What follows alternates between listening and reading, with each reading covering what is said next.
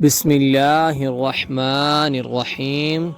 السلام علیکم ورحمۃ اللہ وبرکاتہ۔ ہم آپ کو حافظ اسلامک ٹی وی میں خوش آمدید کہتے ہیں۔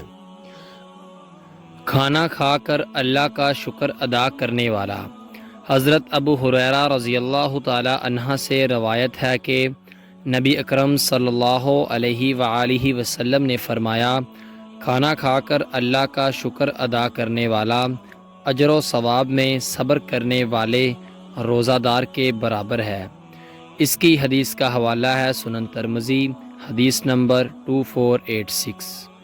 نبی کریم صلی اللہ علیہ وآلہ وسلم نے فرمایا، قیامت قائم نہیں ہوگی یہاں تک کہ عرب کی سرزمین دوبارہ چراہوں یعنی ہریالی اور نہروں میں بدل جائے گی۔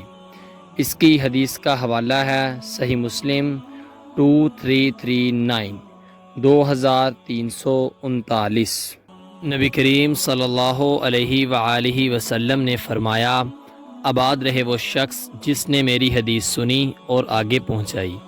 آپ اپنے عزیزوں کو یہ ویڈیو لازمی شیئر کریں تاکہ وہ بھی ثواب حاصل کر سکیں۔ ملتے ہیں آپ سے کسی اگلی ویڈیو میں، تب تک کے لیے اللہ حافظ۔